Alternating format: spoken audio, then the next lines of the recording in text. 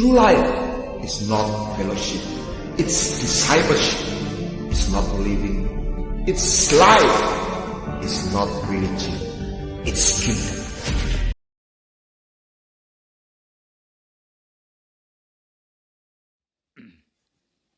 Kita fokus ya. Mintalah maka engkau diberi. Dan percayalah engkau menerimanya. Itu hukum yang tidak pernah dicabut dan dibatalkan. Jadi setiap kita apapun, percayai. Demikian juga pagi hari ini. Pergumulanmu, tantanganmu, masalahmu. Anda mesti kuatkan iman percayamu. Minta, maka kepadanya diberikan. Minta, maka engkau menerima. Firman-Nya tetap, jadilah seperti apa yang kau imani. Sesuatu yang khusus. Sesuatu bahkan yang di luar daripada jangkauan pemikiran bahwa engkau mampu mengadakan. Sesuatu yang bukan sepele yang manusia bisa kerjakan. Kalau itu Tuhan berkata, itu bukan bagianku. Engkau pun bisa. Yang jadi persoalan dalam Efesus pasal 4 ayat 23, biarlah rohmu diperbarui, tetapi bukan berhenti di roh saja. Dan pikiran juga diperbarui. Banyak anak Tuhan, rohnya diperbarui. Rohnya berkemenangan, menggebu-gebu. Karena yang diperbarui hanya rohnya. Tapi ketika mindsetnya, pikirannya, paradigmanya, sudut pandangnya gak berubah, engkau gak melangkah. Yang dibutuhkan adalah iman dan perbuatan. Percaya dan melangkah sebagaimana apa yang kau percayai. Itu bukti daripada iman yang hidup. Karena iman tanpa perbuatan pada hakikatnya mati. Dan banyak anak-anak Tuhan kalah. Karena rohnya yang diperbarui tapi pikirannya tidak. Dia masih terpengaruh dengan lingkungan, dengan keadaan. Piye. Jadinya piye. Tapi ketika dia melihat sudut pandang sebagaimana Tuhan memandang. Dia berubah. Diperbaharui. Dia melangkah sebagaimana apa yang dia percayai. Dia dapat. Ini cuma tindakan yang tidak dikerjakan. Bukan Tuhan tidak menyediakan. Di kayu salib dia katakan, it is finished. Sudah selesai. Semuanya sudah dia kerjakan. Semuanya sudah diberikan. Jangan kemudian yang diisi pikirannya adalah penyesalan ketika masanya itu sudah lewat. Musim kehidupan berganti. Cermati musim kehidupan yang berganti. Sebagai seorang peselancar, dia selalu menyesuaikan bagaimana gulungan ombak itu ada. Ketika ombak itu datang, sebetulnya itu sesuatu yang mengerikan. Tapi dia bisa memanfaatkan kekuatan gelombang ombak itu untuk dia berselancar. Menyesuaikan musim kehidupan yang datang. Tentu Roh Kudus akan memimpin, menuntun, memberikan hikmat bagaimana kita hidup. Jumat Agung kemarin kita beribadah. Saya menikmati hadirat lawatan Tuhan. Seberapa kerinduan seberapa besar keinginan, seberapa besar kita percaya akan kuasa kasih-Nya, maka seberapa besar itu pun Dia menjawab, memuaskan kita. Ketika ibadah, firman-Nya sudah disampaikan, kemudian saya ambil alih. Saya hanya berdoa ketika saya di kursi, Tuhan, aku rindu sesuatu terjadi. Biarlah sukacita karena Engkau sudah merelakan hidupmu berkorban bagi kami. Supaya esensinya itu ada. Mewarnai kehidupan setiap kita pribadi lepas pribadi. Banyak orang yang haus hari-hari ini. Banyak orang yang bingung apa yang harus dia kerjakan menghadapi situasi yang tidak mudah. Tetapi Anda mesti sadar bahwa kebenarannya berkata, pada hari-hari akhir itu semuanya semakin sulit. Tidak semakin mudah. Anda tidak punya daya, kekuatan untuk bertahan kecuali Anda berpegang pada kuasa daripada Tuhan. Batu karang yang teguh. Yang memberi minum air yang manis. Jangan cuma nyanyi dialah segalanya dia bagiku. Tapi ketika itu engkau imani,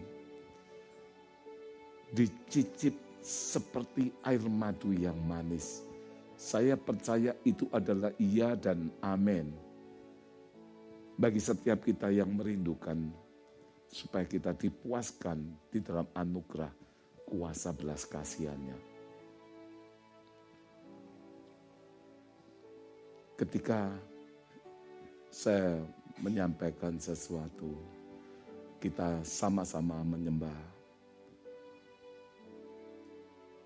Dalam hati saya ada hikmat bahwa ada sungai dari tempat yang maha tinggi itu mengalir. Menyediakan air yang menyegarkan, yang memuaskan haus dan dahaga bagi siapa yang merasakan, membutuhkan, dan ingin minum air itu.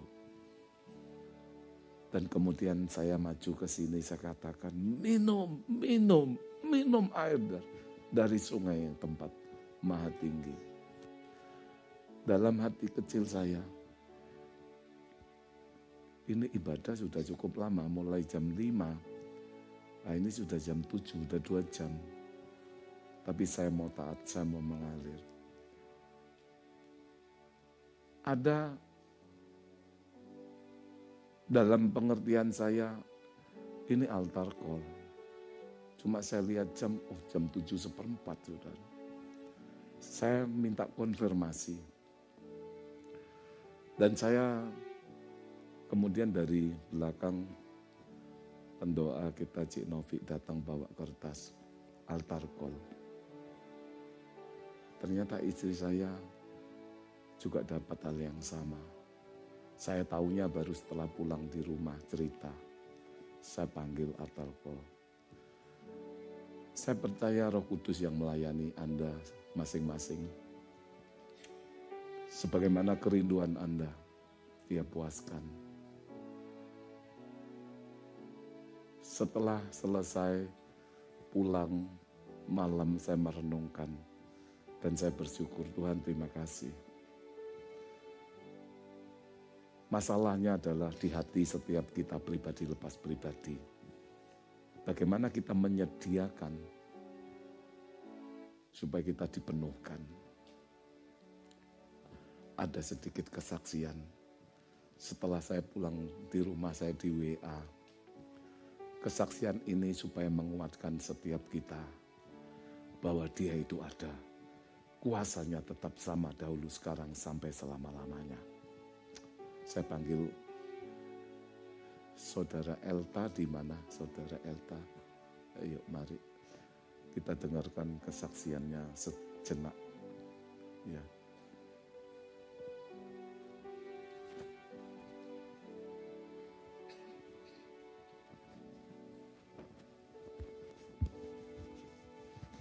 Shalom saudara semua. Saya sedikit mau kesaksian tentang apa yang saya alami waktu Jumat Agung kemarin. Dan setelah tadi saya dengar pembukaan dari Pak Roni, sebenarnya masih nyambung sama kejadian kemarin Jumat. Jadi Jumat pagi itu, pas pagi saya kebetulan masih ada kerjaan di Semarang. Dalam perjalanan tuh saya cuma ngomong, Tuhan, saya capek, 1 minggu ini kayak ada berhenti buat istirahat. Dalam perjalanan tuh kayak setengah sadar saya ngantuk. Saya akhirnya berhenti, cuma doa, Tuhan, aku capek. Hari ini ada kegiatan full di gereja setelah ini. Tolong kuatkan saya Tuhan. Sampai akhirnya kegiatan selesai di Semarang, saya balik Kudus. Entah kenapa dalam perjalanan dari Semarang ke Kudus tuh saya cuma bisa nangis. Sambil dengar lagu penyembahan, saya cuma nangis. Saya enggak tahu kenapa gitu. Saya awalnya ngerasa capek, lama-lama ngerasa makin dikuatkan. Sampai akhirnya saya ke gereja untuk pelayanan. Dalam perjalanan saya dari rumah sampai ke gereja pun saya nangis. Saya enggak tahu kenapa saya nangis. Sampai di gereja, saya masuk di sini waktu itu doa persiapan untuk pelayanan. Hati saya tuh kayak bersyukur, meskipun saya capek, saya bersyukur gitu. Saya udah sampai di sini Tuhan, saya bisa melayani. Sampai akhirnya pelayanan, sampai akhirnya pas Pak Roni memanggil untuk altar call tuh saya masih biasa. Saya cuma, Tuhan saya mau bersyukur buat hari ini. Tapi waktu Pak Roni ngomong untuk semua yang ingin doakan maju, saya tuh ngeliat kayak ada yang berbeda gitu di depan sini. Waktu Pak Roni mendoakan Mas Sena sama Mas Pri di sana tuh mulai ada sesuatu yang berbeda. Sampai akhirnya Pak Roni mendoakan, pas itu saya lihat Mbak Bayu didoakan. Itu Mbak Bayu tuh seketika kayak basah, diguyur gitu kayak air, basah semua. Saya lihat kayak ada air tenang ngalir di depan. Yang awalnya sekeliling tuh kering jadi kayak hijau segar gitu, kayak pemandangan yang tidak pernah saya lihat, indah sekali gitu.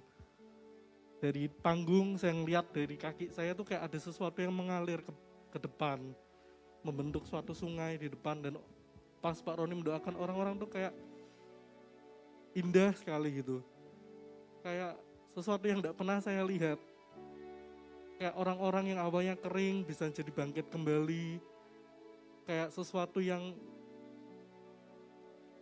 progresnya tuh kita lihat dari awalnya orang ini merasa kering lalu dipuaskan sama Tuhan. Lalu saya cuma ngomong sama Tuhan, Tuhan aku mau tenggelam. Karena saya tahu kalau itu adalah sungai dari Tuhan. Saya ngomong saya mau tenggelam itu maksudnya bahwa aku tenggelam di dalam roh-Mu Tuhan. Sampai akhirnya saya merem, tiba-tiba saya lihat ada bayangan pakai jas. Saya pikir mungkin Pak Roni mau informasi mengganti lagu ke petugas musik. Dan waktu saya mau ngintip, oh ternyata Mas Sena. Saya belum pikir panjang, Mas Sena pegang saya, tiba-tiba tuh saya kayak jatuh gitu. Kayak terjun masuk ke dalam sungai, kayak langsung tenggelam gitu. Dan saya cuma bisa sujud. Saya nggak bisa mikir apa-apa, saya nggak bisa ngomong apa-apa. Yang keluar dari mulut saya itu cuma satu kalimat, Tuhan ini tempat kudus-Mu. Itu diulang-ulang terus. Sampai akhirnya ada satu orang yang megang saya, itu baru semua kebuka. Saya bisa dengar dan ternyata itu Pak Roni sedang mendoakan saya gitu. Dari situ saya bisa mendengar, dan setelah itu kayak ada sesuatu yang mengisi di hati saya. Kayak hati saya itu penuh dengan sukacita gitu. Sampai akhir ibadah pun saya pulang, saya mau tidur pun di sini masih ada yang bergerak gitu. Saya cuma bisa nangis waktu mau tidur, saya dengar worship. Bangun tidur pun saya masih merasakan hal yang sama gitu. Masih kayak ada sesuatu yang mengalir di dalam hati. Dan sampai tadi pagi pun saya datang waktu kita mau doa doa persiapan, saya masih merasakan ada air di sini. Masih ada hembusan air. Dan waktu saya lihat ke panggung tuh, kayak nggak tahu kenapa kayak saya ngeliat kayak ada air terjun gitu. Tepat di atas ini langit kebuka semua. Kayak saya tahu itu kayak Roh Kudus yang dicurahkan Tuhan untuk kita semua itu. Jadi kalau misalnya kita merasa kering, kita merasa capek, lebih baik kita datang ke Tuhan. Tuhan tuh tahu kok kalau kita capek, Tuhan akan menyegarkan setiap kita. Tuhan akan membuat kita lebih segar. Siapa Ibu?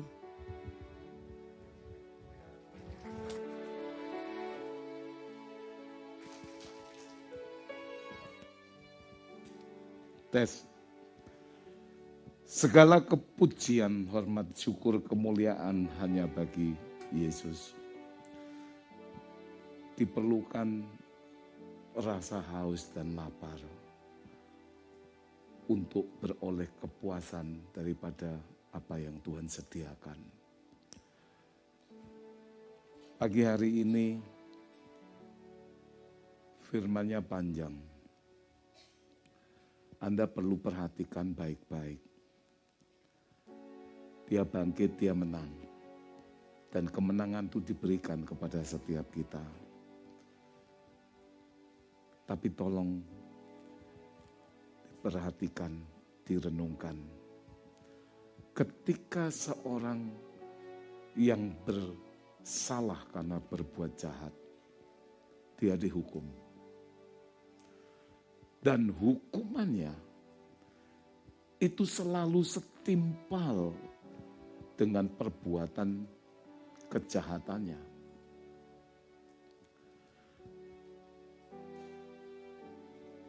Dia dihukum sebagaimana apa yang dia lakukan. Tetapi kita tahu bahwa di hadapan Pontius Pilatus dia tidak ditemukan pelanggaran maupun kesalahan. Makanya kemudian Pilatus cuci tangan. Tidak ditemukan. Tapi karena kedegilan dan kebencian manusia, dia tetap dihukum. Sekalipun dia misalkan dihukum, harusnya ya sesuai dengan kesalahannya. Tapi apa yang Yesus terima? Anda renungkan baik-baik. Apakah penyalipan dalam perjalanan sampai kepada tempat di mana ada penjahat yang juga disalibkan? Mereka jelas-jelas penjahat berbuat salah. Dihukum, tapi hukuman yang diterima sesuai dengan kejahatannya. Bagaimana Yesus diperlakukan? Sejak dalam perjalanan sudah dicambuk, dipukul. Rasa-rasanya tidak berimbang kesalahan karena kejahatannya. Apakah demikian? Saya ngomong, Yesus mendapatkan itu sesuai dengan kejahatan, dengan dosa-dosa, tetapi bukan kejahatan dan dosa Yesus pribadi, yaitu kejahatan dan dosa-dosa saya dan Anda semua. Dibebankan, dipikulnya, ditanggung sedemikian parahnya. Itu karena dia menanggung kejahatan dan dosa-dosa manusia. Sepadan. Sedemikian itu seharusnya kita mengalaminya. Dia tidak lari dari rancangan yang Bapa sediakan baginya. Di Getsemani itu awal dari penderitaannya. Kristus bukan hanya sosok Elohim yang perkasa. Namun ia adalah sang putra yang dikasihi Bapa. Dan dia mengasihi Bapa. Buktinya Bapa sendiri menyatakan dan banyak orang mendengar. Inilah anakku yang kukasihi. Dan kepadanya aku berkenan. Itu bukti nyata bahwa Bapa mengasihi dia. This is my beloved son, and whom that I'm well pleased. Jadi ini anakku yang kukasihi, kepadanya aku berkenan. Beberapa waktu yang lalu saya sempat sampaikan firman. Sebagaimana Abraham diminta untuk mencicipi hati dan perasaan Bapa. Kalau Ishak anaknya itu harus dipersembahkan. Abraham, itu hatiku.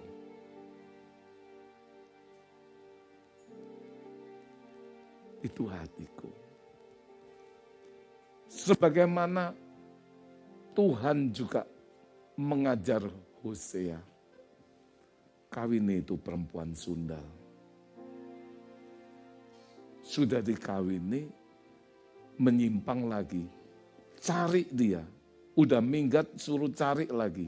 Dapatkan dia kembali. Tuhan kalau boleh yang lain.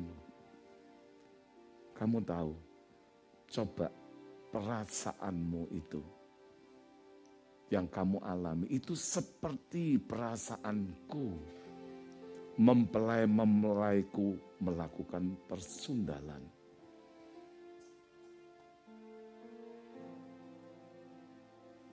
Hilang, ditinggalkan yang 99, dicari yang satu. Itu kita. Dicintai demikian rupa. Tapi seringkali seolah-olah kita punya hak meninggalkan semau gue. Saya perhatikan kehidupan sebagaimana firman-Nya, dan engkau akan terus naik dan tidak menjadi turun. Bagaimana itu bisa terjadi? Jika engkau ada di dalam Dia, jika engkau dalam pimpinannya Dia, jika engkau terus ada di jalan-jalannya. Sebagaimana Musa, Tuhan aku mau pergi jika engkau menyertaiku. Dan ketika engkau tidak menyimpang ke kanan maupun ke kiri dan tetap dalam jalur Tuhan, jalan Tuhan, di sepanjang perjalanan hidupmu, engkau beruntung. Tali-tali pengukurku jatuh di tanah-tanah permai. Tapi ketika engkau tetap ada di dalam Dia, sehingga firman itu dan engkau akan terus naik dan tidak menjadi turun, itu menjadi bagian dari setiap kita yang setia. Di luar itu engkau gak dapat berbuat apa-apa. Engkau cuma debu. Betapa Tuhan mengasihani kita karena Dia melihat engkau ini debu. Engkau ini gak berdaya. Tapi engkau itu, ita itu. Katanya gitu ya. Ita itu. Kalau di Jawa Timur koyok yo. Engkau ini lemah, gak berdaya. Tapi kok ita itu? Tuhan itu kasihnya, belas kasihannya. Dia sediakan bagi setiap kita. Makanya sejak dia lahir, sudah diburu untuk dibunuh sama Herodes. Sejak dia lahir. Kira-kira ada enggak penguasa satu negara memerintahkan seluruh aparatnya, cari itu. Dia baru lahir, bunuh. Ancamannya apa? Terhadap bayi yang tidak dapat berbuat apa-apa, yang lemah. Tapi Yesus sudah diburu. Terus sepanjang perjalanan hidupnya, terus dikejar untuk dibunuh. Makanya Yesaya sampai menyebutkan Yesus itu adalah manusia yang penuh dengan kesusahan. Man of sorrow. Kenapa? Ya karena kita.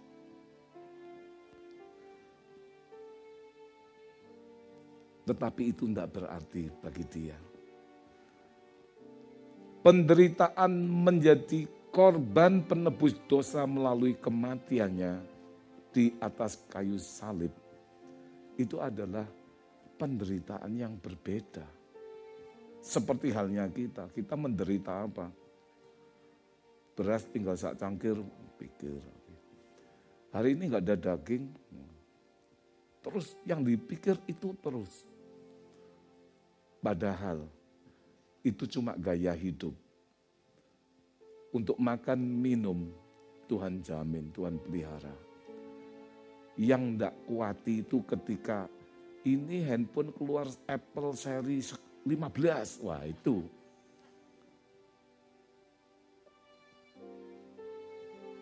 Tuh, ini sepeda motor model baru keluar, kita harus ganti.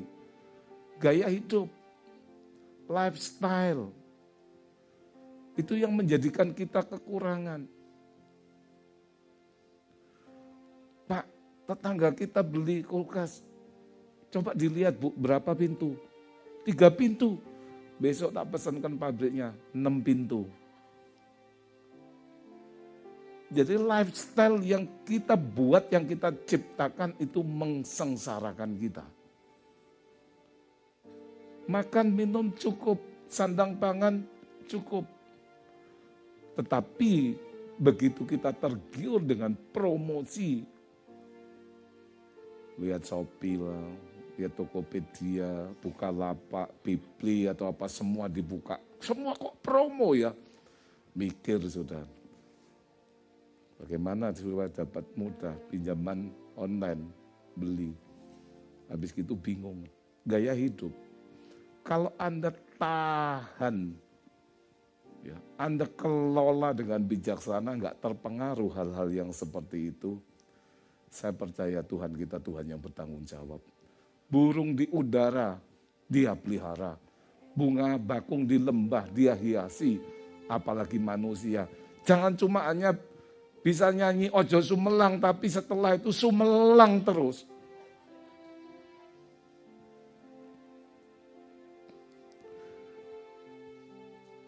Dia yang tidak mengenal dosa telah dibuatnya menjadi dosa karena kita.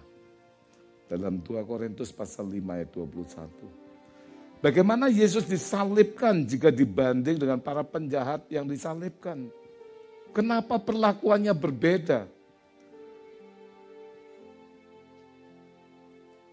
Penjahat menanggung dosanya sendiri tadi saya katakan. Tetapi Yesus harus minum dari cawan murka Allah karena dosa kita semua.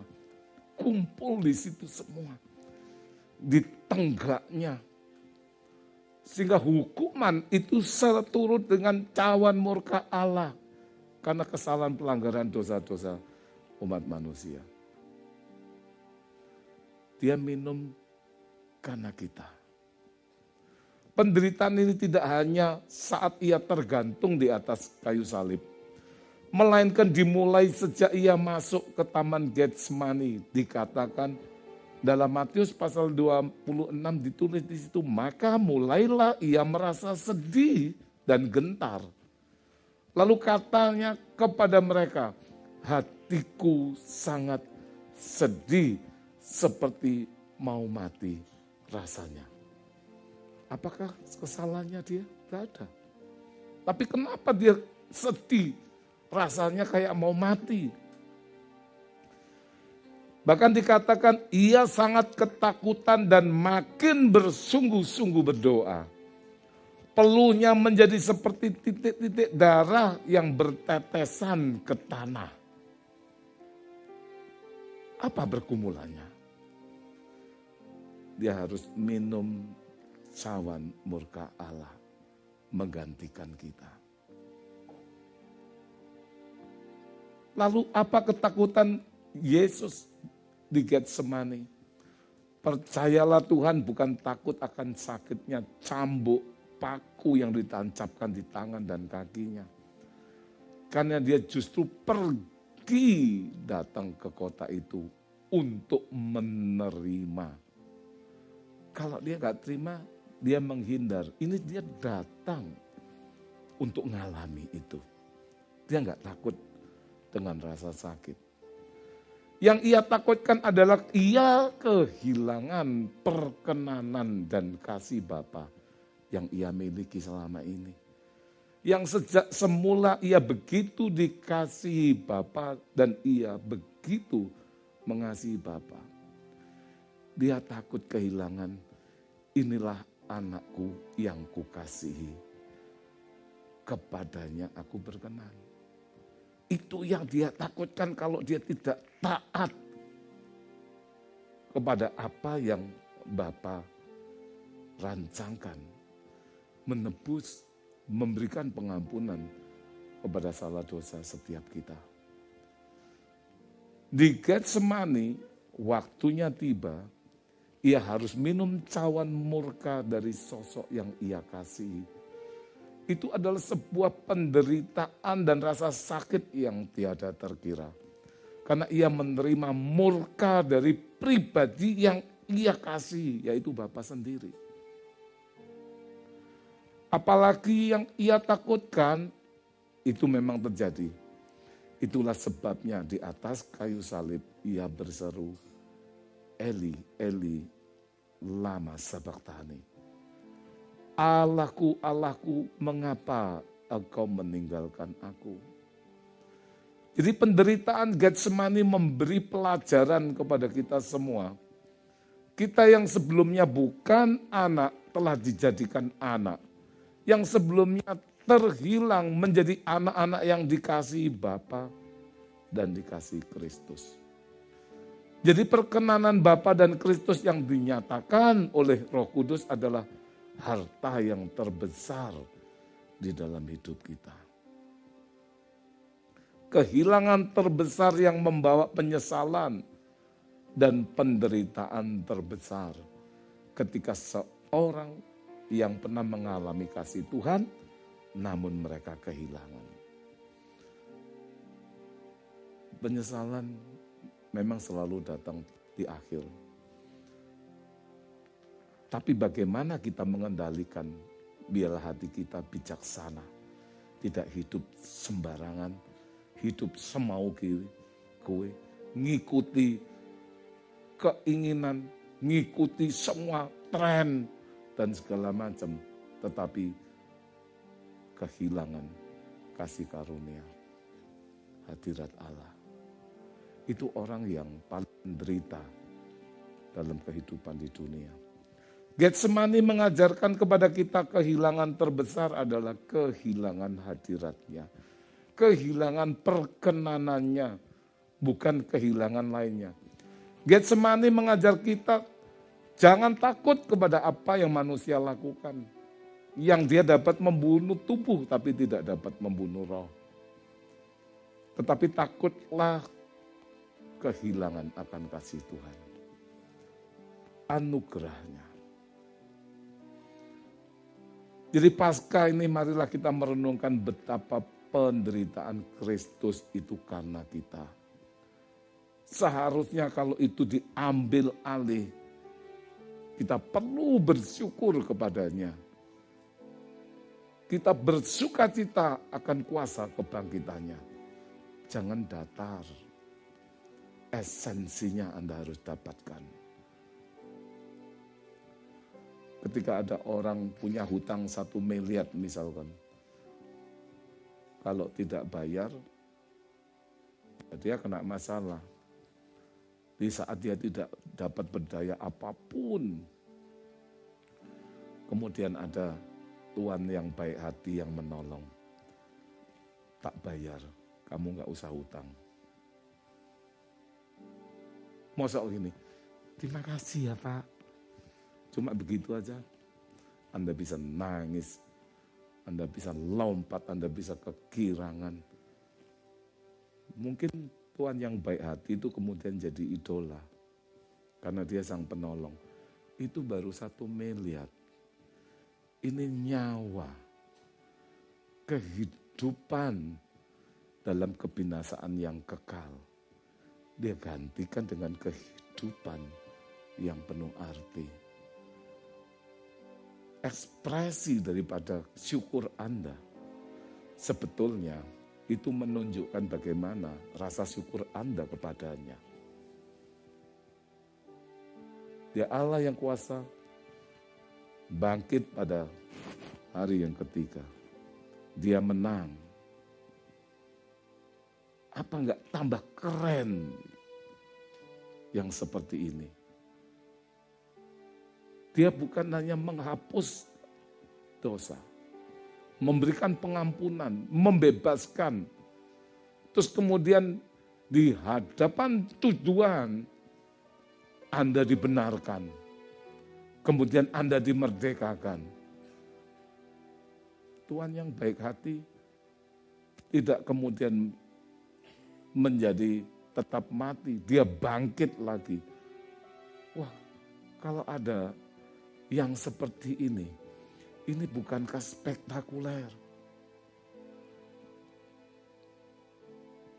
Makanya Filipi pasal 3 ayat 10 menuliskan, yang ku kehendaki ialah mengenal dia dan kuasa kebangkitannya dan persekutuan dalam penderitaannya, di mana aku menjadi serupa dengan dia dalam kematiannya. Ingat Jumat, saya katakan Anda bukan dipanggil hanya untuk menerima pengampunan, penghapusan dosa. Kalau kekristenan hanya berhenti di sana,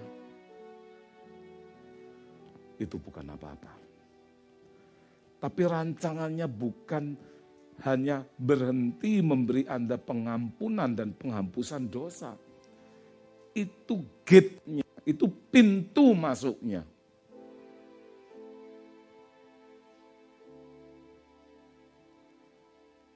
Karena dosa tidak mendapat bagian dalam kerajaan Allah. Karena dia adalah Allah dan Tuhan yang Maha Kudus. Kekudusan yang menghantarkan, membawa kita untuk bertemu muka dengan muka. Untuk berinteraksi, untuk berkomunikasi. Tanpa itu, no signal. Tanpa itu, ada satu border yang Anda nggak bisa sampai di sana.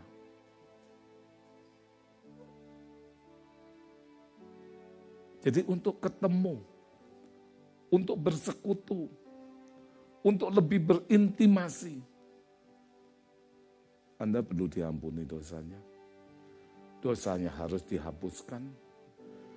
Anda benar, Anda dikuduskan, Anda baru dapat ketemu frekuensi yang sama. Anda dapat wifi-nya. Tapi ketika Anda nggak dapat password-nya, Anda nggak bisa masuk, terkoneksi, dan mendownload dari semua kekayaan warisan yang Bapa sediakan. Maka dari itu, ketika Bapa berjalan sama-sama di taman, Bapa Maha tahu, Maha hadir, omnipresent. Apakah pas ketika Adam, di manakah engkau? Terhilang, tidak terhubung. Sinyal ada, tapi enggak terhubung. Sehingga dicari, Adam, di manakah engkau? Kita ada di gereja, kita orang percaya. Tapi mohon maaf bicara, jangan juga sebagaimana apa yang dialami Adam, itu kita alami. Di manakah engkau? Loh Tuhan, aku di sini. Di mana? Anda perlu perhatikan ini baik-baik. Jika tidak, Anda hanya menghabiskan waktu duduk di tempat ini. Anda nggak dapatkan apa-apa. Anda merasa Anda mendapatkan apa-apa. Tapi Tuhan kehilangan. Anda sedang berada di mana? Itu hanya gate, pintu masuk. Diampuni, dihapuskan, dibenarkan, dikuduskan, masuk. Perjalanannya masih panjang. Engkau diangkat menjadi anak. Anak itu penerima warisan dari bapaknya. Perhatikan perumpamaan tentang anak bungsu yang terhilang. Keluar daripada jalur kehidupan yang Bapa sediakan. Hidup semaunya sendiri, berfoya-foya, bersenang-senang. Dia bisa menikmati apapun yang dia mau. Karena dia merasa dia nggak perlu Bapa. Tetapi di hadapan Bapa, dia itu miskin dan telanjang. Hidup bergaul dengan babi, makanan-makanan babi, baunya bau babi. Bapa yang baik selalu menanti, menunggu sampai anaknya kembali. Apa yang dia lakukan? Dimandikan. Diberi jubah, cincin, sepatu. Diangkat kembali menjadi anak yang berhak atas kepunyaan Bapa. Sementara dia hanya berpikir, aku di sini kelaparan, di rumah Bapakku banyak makanan. Aku mau pulang kembali, bukan berharap Bapak mau angkat dia jadi anak. Menjadi pekerja bapaknya supaya dia dapat makan. Dia hanya berharap diterima menjadi pegawainya. Statusnya sudah hilang, haknya sudah hilang.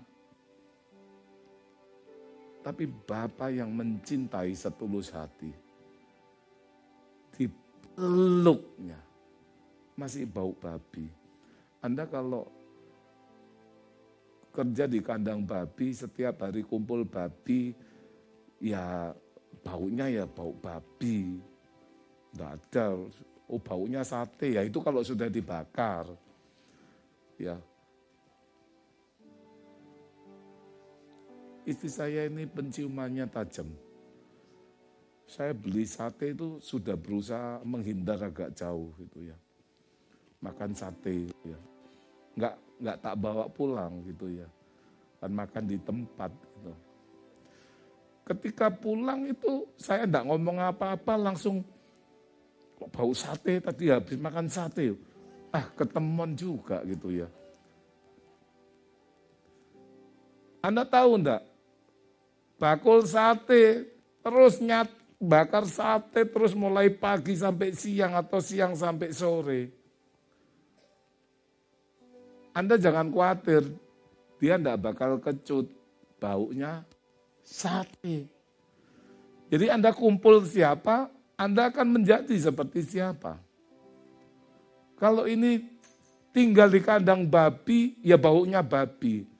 Bapak itu memeluk. Sebagaimana engkau apa adanya. Tapi karena kasihnya tidak membiarkan engkau terus bau babi. Mandi. Pakai parfum, jubah, cincin, sepatu. Bukan cuma sebagai pegawai, diangkat kembali menjadi anak yang berhak terima warisan. Itu sesuatu yang indah. Kita ini siapa?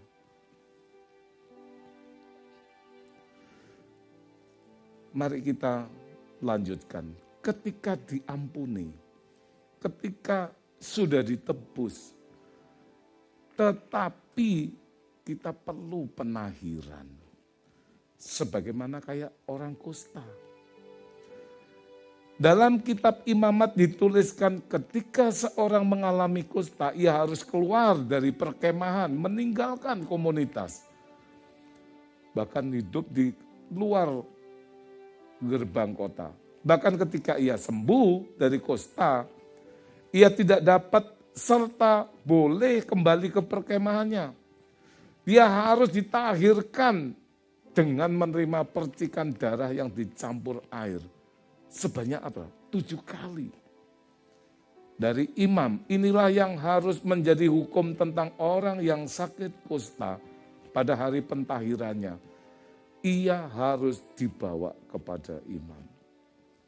Imamat pasal 14 ayat 2 dan 7. Kemudian ia atau imam itu harus memercikkan 7 kali kepada orang yang akan ditahirkan dari kusta itu, dan dengan demikian mentahirkan dia. Sebuah anugerah yang disediakan namun yang telah hilang dari banyak mimbar gereja itu berbicara tentang pentahiran. Oh, sudah diampuni, sudah ditebus, sudah. Tahir enggak? Belum. Ada satu step lagi pentahiran yang Yesus tanggung di dalam pengorbanannya di kayu salib. Sebab tanpa pentahiran umat Tuhan tidak dapat masuk dan tinggal dalam ruang kudus di bait-Nya. Ini berbicara tentang alam surgawi.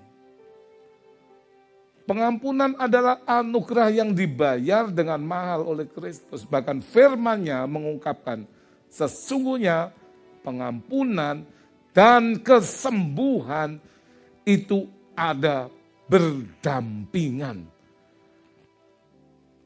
Anda perhatikan baik-baik. Engkau diampuni, sembuhlah. Barang siapa mengampuni, dia disembuhkan. Cari firman-Nya.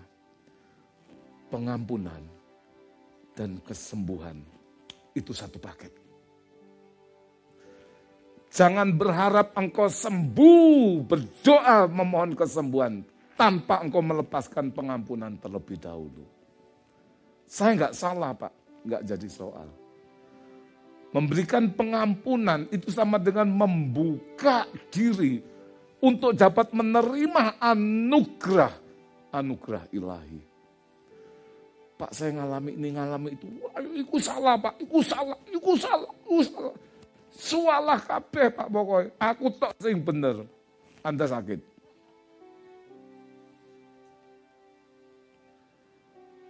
Ketika engkau sedang bergumul dalam banyak hal, saya nggak tahu masalahnya.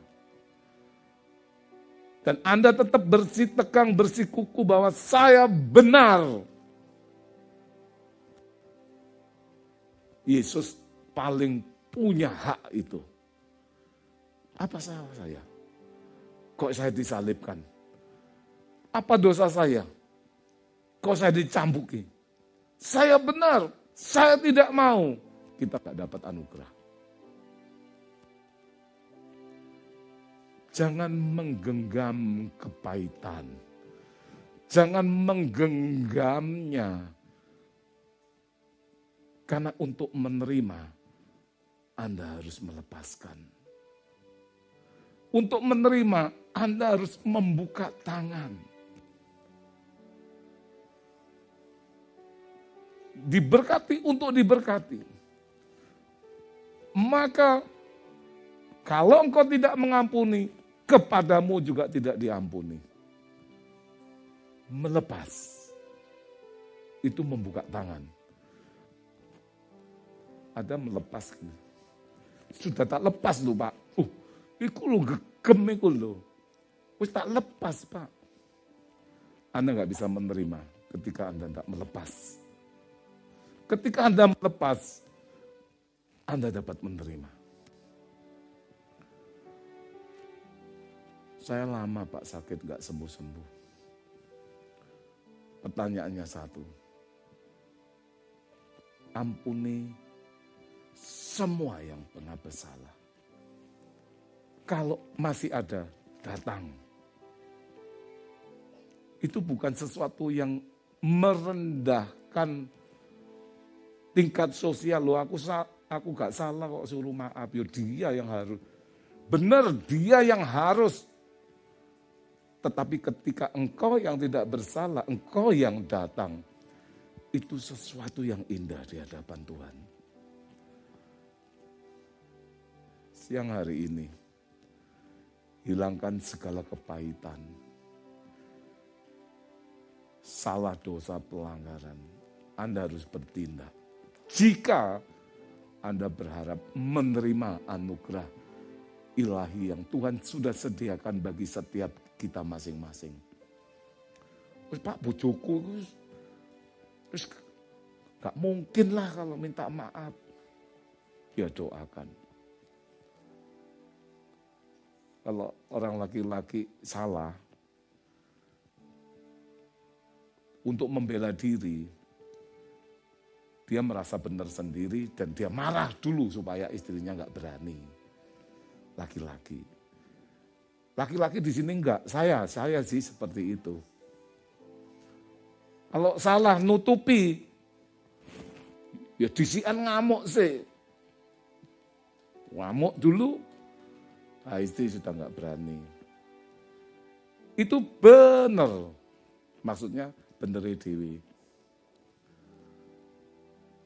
Selalu ketika ada menyimpan kepahitan, tidak melepaskan pengampunan, Anda sedang bermasalah dalam kehidupan yang Tuhan sudah tata di depan yang indah. Mana Pak buktinya rancangan masa depan, rancangan yang indah, yang cerah, yang kok nggak terjadi? Tuhan lihat hatimu, bukan cuma pujiannya toh. Dia lihat hatimu. Nah, ini bagian sini busuk ini. Ini nendak kamu buang, busuknya merambat. Tambah lama tambah pahit, tambah lama tambah pahit, tambah pahit. Jadinya marah. Lepaskan pengampunan kepada siapapun. Pak, tapi mertuaku pilih kasih. Ya nggak apa-apa. Memberikan pengampunan itu kan melepaskan beban, melepaskan sesuatu yang tidak baik dalam hidup kita. Sehingga kita mendapatkan sesuatu yang luar biasa. Jadi pengampunan dan kesembuhan itu berdampingan. Anda bisa cari banyak ayat. Sebelum disembuhkan, dia diampuni terlebih dahulu. Dia melepaskan pengampunan lebih dahulu. Barang siapa yang mengampuni kepadanya diampuni. Saya sudah memberikan persembahan yang luar biasa. Bahkan di atas mezbah, barbeque, kesenangan Tuhan. Baunya harum. Tapi Tuhan ngomong berhenti. Pergi dulu, selesaikan masalahmu dengan saudaramu, baru balik lagi, baru memberi persembahan. Aku mau. Kalau ini menjadi persembahan yang lain, persembahan yang berbeda. Dia ngomong, aku gak suka yang seperti ini. Kepada kita pagi hari ini, renungkan baik-baik. Kalau kita kepingin mengalami dia lebih lagi, lepaskan pengampunan, semua kepahitan, semua hal. Kemudian apa yang sedap didengar, apa yang terpuji, ya, apa yang baik, semua pikirkan itu. Karena apa yang dipikirkan, kita melakukan. Apa yang kita tindakan, itu keluar dari pikiran kita. Dan apa yang kita pikirkan, itu munculnya dari hati. Hati, pikiran, tindakan. Pengampunan dan kesembuhan adalah berdampingan. Tidak seorang pun yang tinggal di situ dalam Yesaya 43:24 berkata, aku sakit. Dan semua penduduknya akan diampuni kesalahannya. Kita tidak boleh berhenti pada anugerah pengampunan. Yang kita butuhkan adalah sekaligus apa yang Tuhan sediakan. Tidak berhenti cukup puas hanya sampai di sini.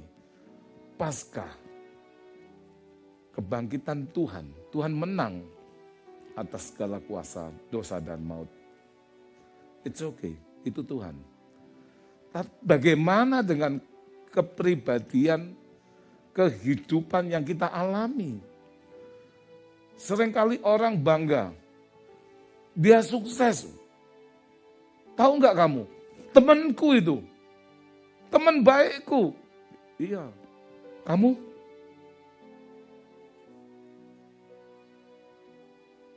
Ini kan kehidupan sebagaimana yang Tuhan janjikan. Ketika dia berhasil, cari tahu mindsetnya, paradigmanya. Apa yang dia pelajari, self-development-nya. Dia berusaha pikir bagaimana supaya berhasil usaha ini, meningkatkan kemampuan diri, skill, kompetensi, capability. Anda lihatnya drakor terus. Dia berhasil. Tahu nggak itu? Teman baikku itu. Yes, oke. Tapi masalahnya kemudian kamu gimana? Itu yang penting dari tanggung jawab masing-masing kita. Nggak cukup hanya, ini yang berhasil ini tahu nggak? Dia kenalanku, ini Pak, ini temanku, ini saudaraku. Oke, itu baik. Tapi bagaimana kita meningkatkan kemampuan kita sendiri? Bagaimana kita hidup? Bagaimana kita gaya hidup? Jadi sebagaimana kisah anak yang terhilang, itu bukan cuma setelah terima warisan dia pergi foya-foya sampai habiskan harta. Terus ketika dia pulang dia berharap jadi pegawai, kembali diangkat jadi anak. Setelah diangkat menjadi anak, dimandikan jubah, cincin, sepatu, gak cukup berhenti di situ. Ya dia kemudian bekerja dengan baik dengan bapaknya. Pelanggaran yang dilakukan anak bungsu bukan hanya membutuhkan pengampunan. Ya sudah, kamu tak ampuni. Salah Pak. Daddy, aku salah. Bapak, aku salah. Aku minta maaf, aku minta ampun. Oke, tak ampuni. Selesai. Kalau cuma seperti itu, dia nggak dapat sesuatu yang lebih dari belas kasihannya. Kita berdosa. Kita banyak pelanggaran. Tuhan Yesus, ampuni aku. Oke, tak ampuni kamu. Selesai. Tapi Tuhan tidak memanggil hanya sebatas itu. Kerusakan dalam dirinya, keadaannya, semua itu membutuhkan pemulihan. Membutuhkan pentahiran. Kalau baunya babi dimandikan pakai sabun yang wangi, keramas, dikasih parfum, ada satu pentahiran, ada satu yang harus berubah. Ada satu pemulihan yang lebih daripada sekedar menerima pengampunan. Anak yang bungsu bukan hanya terdakwa yang membutuhkan pengampunan, melainkan keberadaannya yang kotor. Rusak, miskin. Jadi butuh pentahiran, pemulihan, dan jubah yang baru. Sebelumnya dia pakai baju yang compang-camping, kotor, lusuh. Ada enggak dia kerja di kandang babi, ngurusi babi pakai dasi seperti saya? Enggak ada ya? Enggak ada. Jadi perlu pemulihan. Jadi Minggu Paskah ini mari kita merenungkan apa yang Kristus sediakan bagi kita melalui penderitaan dan kematiannya. Juga bukan cuma syukur dan perayaannya. Penderitaan Yesus tidak hanya saat ia disalib, melainkan awal tadi di Getsemani, berlanjut sampai ke Golgota. Ia tidak hanya mencurahkan darah, namun darah dan air. Kita itu air dan darah. Kalau ketusuk yang keluar itu darah, bukan air. Tapi air itu bagian yang lebih dalam lagi. Yang luar biasa sakitnya. Inilah dia yang telah datang dengan air dan darah, yaitu Yesus Kristus. Bukan saja dengan air, tetapi dengan air dan dengan darah. 1 Yohanes pasal 5 ayat 6. Dari Getsemani hingga Golgota, Alkitab mencatat bahwa ada 7 titik dan momen di mana ia mencurahkan darahnya. Makanya ketika ada perwira yang mau disembuhkan, dia disuruh selulup di sungai 7 kali.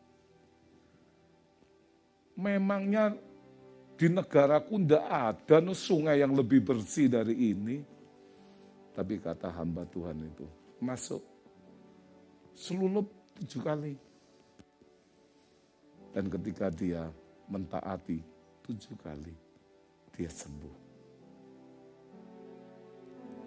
Yang pertama, ketika Yesus bergumul dalam doa di Getsemani, hingga peluh dan darahnya keluar. Peluh itu air, darahnya keluar. Dan ketika berada dalam penderitaan yang mendalam, dia semakin bersungguh-sungguh berdoa dan peluhnya menjadi seperti titik-titik darah yang jatuh ke tanah. Getsemani, darah keluar. Yang kedua, darah itu keluar dari wajahnya ketika prajurit menyesahkan dan menampar wajahnya. Baik di Kayafas maupun di Pilatus. Darah dan air keluar dari wajahnya ketika ia mengatakan hal itu, seorang penjaga yang berdiri di situ menampar mukanya. Yohanes 18:22. Keluar darah yang kedua. Lalu Pilatus mengambil Yesus dan menyuruh orang menyesah dia. Dan sambil maju ke depan mereka berkata, "Salam hai Raja orang Yahudi." Lalu mereka menampar mukanya. Yang ketiga, darah mengalir dari kepalanya saat para prajurit mengenakan mahkota duri, di mana duri-duri yang menancap di kepalanya. Dan kepalanya mengeluarkan darah. Prajurit-prajurit menganyam sebuah mahkota duri dan menaruh di atas kepalanya. Mereka memakaikan dia jubah ungu. Anda tahu enggak mahkota duri itu? Dia lilit dari satu tanaman yang berduri. Bukan seperti helmet Anda ketika dipasang agak sesak terus bisa dikendorkan belakangnya. Enggak. Ini dibuat, saya percaya, ukurannya lebih kecil daripada kepalanya. Sehingga untuk memasukkannya, dia paksakan itu dan duri masuk. Kalau enggak itu enggak mungkin kepala itu keluar darah seperti itu. Itu karena diameternya itu tidak sebagaimana ukuran kepala Yesus. Orang sini ngomong lobok. Taruh gini aja. Gak apa-apa wong, pas. Oh sesak ini kendori sedikit, gak akan keluar darah. Keluar darah itu ketika dipaksakan masuk. Anda bisa bayangkan penderitaannya. Mahkota duri dipaksakan masuk sampai nembus. Gores ini, darah mengalir, tercucur. Karena kita. Yang keempat, darah mengalir dari punggung dan badannya ketika para prajurit menyesah dengan mencambuknya. Sebuah siksaan yang tidak terbayangkan. Yesaya 53 ayat yang kelima berkata, tetapi dia tertikam oleh karena pemberontakan kita. Dia diremukkan oleh karena kejahatan kita. Ganjaran yang mendatangkan keselamatan bagi kita ditimpakan kepadanya. Dan oleh bilur-bilurnya kita menjadi sembuh. Kalau kita mau diselamatkan dari setiap hukuman, ganjarannya mengalami penderitaan yang seperti itu. Dan itu digantikan oleh Yesus sehingga kita tidak mengalami itu. Tetapi ganjarannya itu kita yang harusnya terima, ditanggungkan Yesus. Sehingga kita beroleh kebebasan, kemerdekaan. Tapi penderitaannya bagi Yesus. Yang kelima, darah mengalir dari kedua belah tangannya saat ia tergantung di kayu salib. Paku.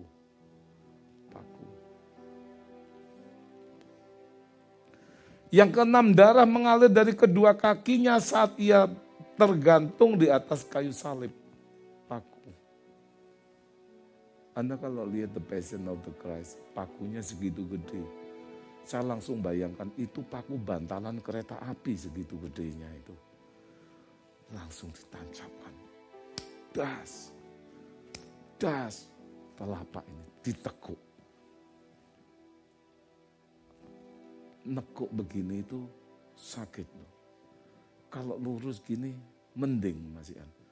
Kalau ditekuk ini nahan otot ini. Paku. Tangannya berlumuran darah, kakinya berlumuran darah. Yang ketujuh, darah keluar dari lambungnya ketika prajurit menikam lambungnya. Sekalian Yesus telah mati. Tetapi seorang dari antara prajurit itu menikam lambungnya dengan tombak dan segera mengalir keluar darah dan air. Apakah makna 7 titik percikan darah? Darah yang dicurahkan melalui kematiannya di atas kayu salib bukan hanya pengorbanan penghapus dosa, tetapi juga mentahirkan perbuatan tangan kita, perbuatan kaki kita, apa yang ada di pikiran, semuanya lambung yang ditikam,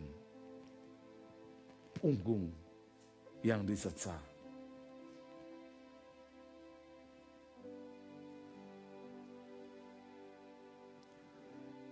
Ia menggenapi tatanan pentahiran yang dalam perjanjian lama digambarkan pentahiran orang kusta melalui percikan darah bercampur air sebanyak 7 kali. Orang kusta yang sudah sembuh harus menghadap imam, dicek, ditahirkan dengan diperciki air dan darah sebanyak 7 kali. Darah Kristus adalah darah yang membawa pengampunan, membawa kesembuhan, sekaligus memberi pentahiran.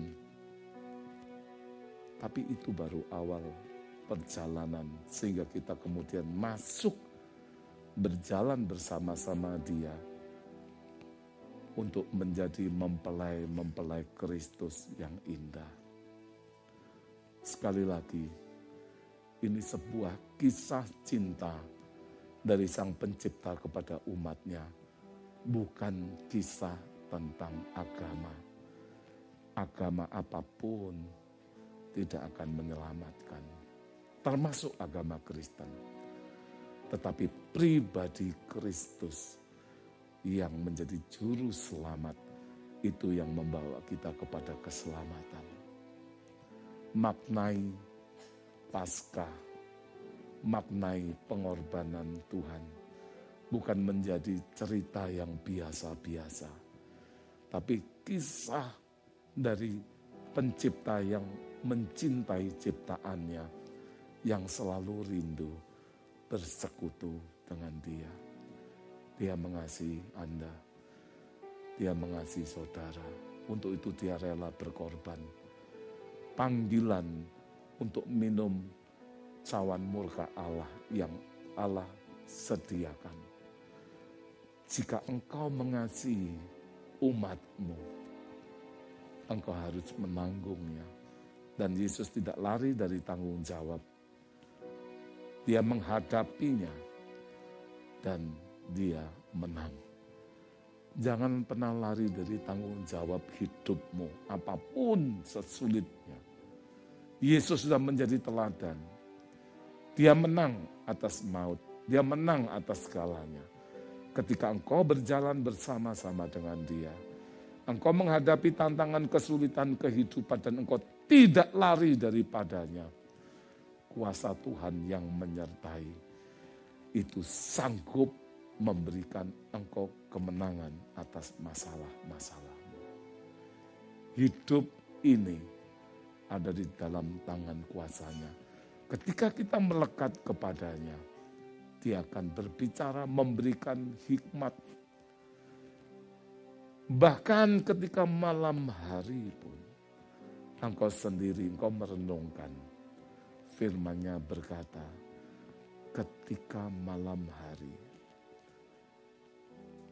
nuraniku mengajariku. Nuraniku berbicara, memberikan hikmat. Bukankah Roh Kudus itu tinggal di dalam tubuhmu dan tinggal di dalam hatimu? Izinkan setiap malam engkau duduk diam. Buka mata hatimu, buka pendengaranmu. Dia dengan lembut akan mengajarimu bagaimana engkau harus menyikapi hidup.